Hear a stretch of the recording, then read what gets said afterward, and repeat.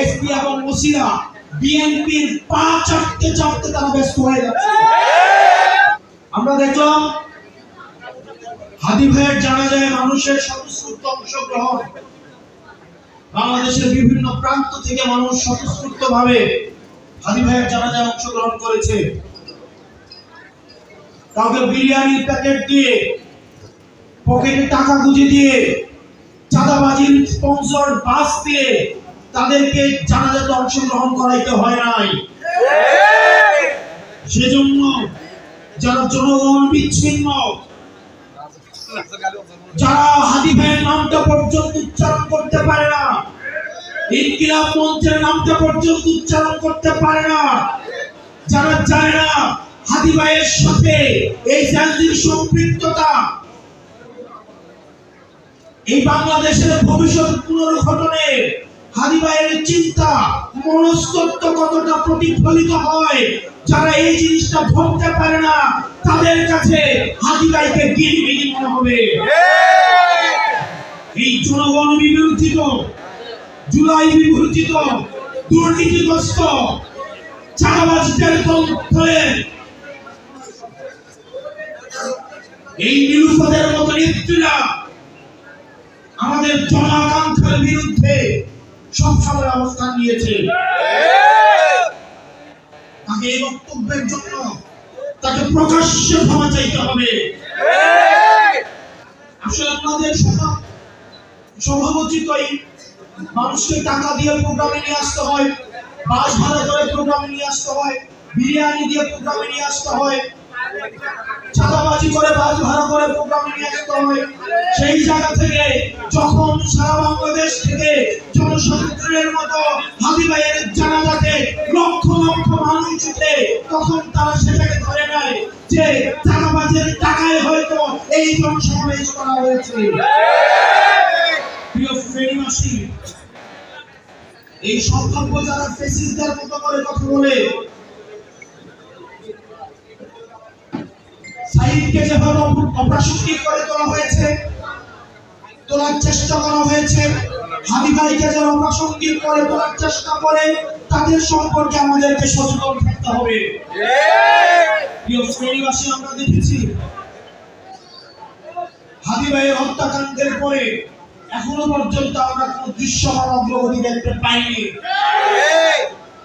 যে আইন শৃঙ্খলা বাহিনী রয়েছে, এই আইন শৃঙ্খলা বাহিনীর অধিকাংশই পরবর্তীতে কে বা যারা ক্ষমতায় আসতে পারে, যে বা যারা ক্ষমতায় আসতে পারে, এই ক্ষমতামুখী দলগুলোর পা চাটার জন্য এই আইন শৃঙ্খলা বাহিনী আবার গুলশানে পল্টনে আবার লাইন দেওয়া শুরু করেছে।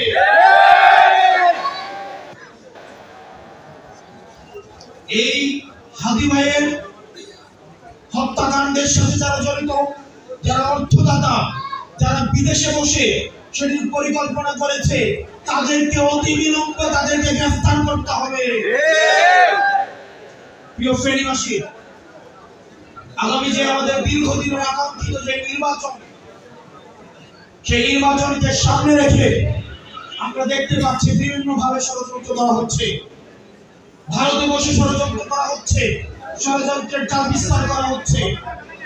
নির্বাচনে একটা গুরুত্বপূর্ণ আম্পায়ারের ভূমিকা রাখে প্রশাসন এবং পুলিশ, কিন্তু আমরা দেখেছি গত তিনটা নির্বাচনে এই প্রশাসন এবং পুলিশ তারা আম্পায়ার না হয়ে, রেফারি না হয়ে, তারা নিজেরাই খেলোয়াড়ের ভূমিকা অবতীর্ণ হয়েছে, যেটির খেসারত আমাদের জাতিকে দিতে হয়েছে এবং আগামীতেও দিতে হবে। পুলিশ এবং প্রশাসন ভাইদেরকে বলবো, আপনারা বেনজির হয়েন না, আপনারা হারুন হয়েন না, আপনারা রেফারির ভূমিকা রাখবেন, আম্পায়ারের ভূমিকা রাখবেন, আপনারা নিজেরা খেলোয়াড় হইতে আসেন না। তাহলে জুলাইয়ের জনগণের যেই তীব্র বিক্ষোভ, যেই ক্ষুব্ধ হয়েছিল, সেটি আবার এটির পুনরাবৃত্তি ঘটবে।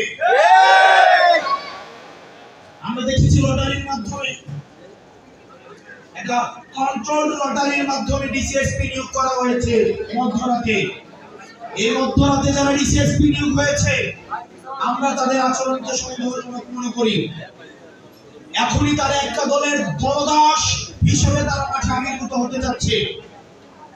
নির্বাচন কমিশনকে বলবো এই এসপিডিসি এবং ওসি এই অনুসহ যারা এই পক্ষপাত দুষ্ট আচরণ করে এখন থেকে শুরু করেছে তাদের বিরুদ্ধে যথাযথভাবে ব্যবস্থা নিতে হবে।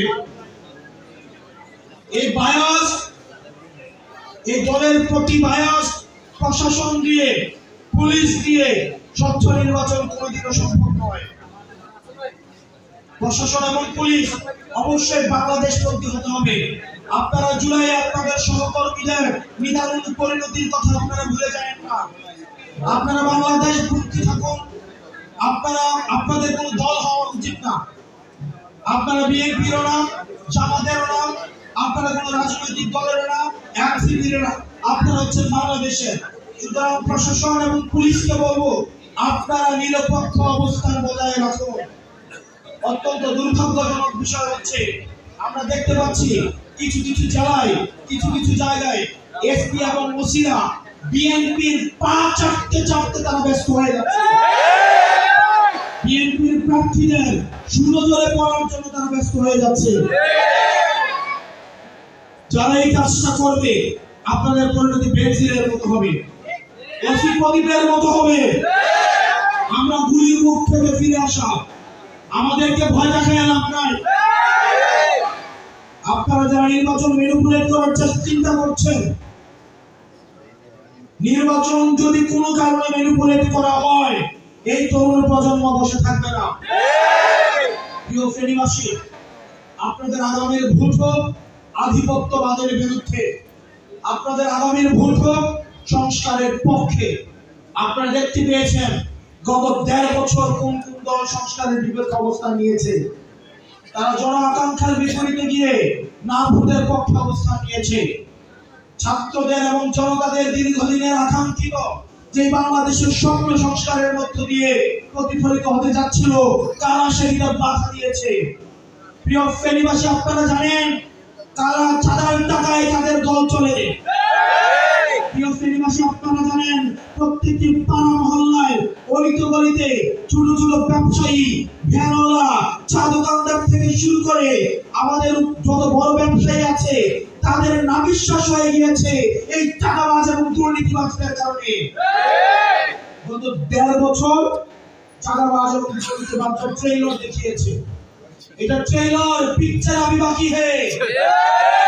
গত ১.৫ বছর আপনারা দেখেছেন চাঁদাবাজ এবং দুর্নীতিবাজদের ট্রেইলার। পিকচার দেখবেন নির্বাচন করার পরে। আপনাদের আগামীর ভোট সংস্কারের পক্ষে, আগামীর ভোট আধিপত্যবাদের বিরুদ্ধে, আগামীর ভোট ভোটের পক্ষে। প্রিয় ফেনীবাসী, আপনারা জানেন আমাদের দীর্ঘদিনের রাজপথের লড়াইয়ের অগ্রভাগের সৈনিক আমাদের মঞ্জু ভাই এই গণতান্ত্রিক সংস্কার যুগের পক্ষ থেকে এই ফেনীবাসীর প্রতিনিধিত্ব আগামীর সংসদে ইনশাআল্লাহ করবেন। আমরা বিশ্বাস করি এই ফেনীবাসী কামার কোমর প্রবাসী খেটে খাওয়া মানুষ যারা প্রতিনিয়ত নেতা বানায় কিন্তু নেতারা যাদেরকে মানুষ মনে করে না, এই ফেনীবাসী অবশ্যই অবশ্যই মঞ্জু ভাইকে সমর্থন দিয়ে সংসদে নিয়ে যাবে ইনশাআল্লাহ।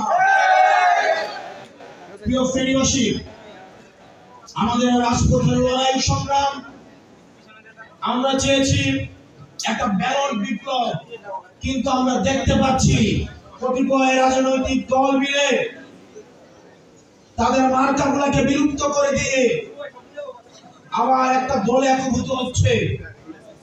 নিজের দলকে বিক্রি করে দিয়ে যারা মার্কা বিলুপ্ত করে দিয়ে একটা সিটের জন্য, 2টা সিটের জন্য যারা নিজের দলকে বিক্রি করে দিচ্ছেন, আপনারা আপনাদের নিজেদের দলের প্রতি আপনারা অন্যায় করেছেন।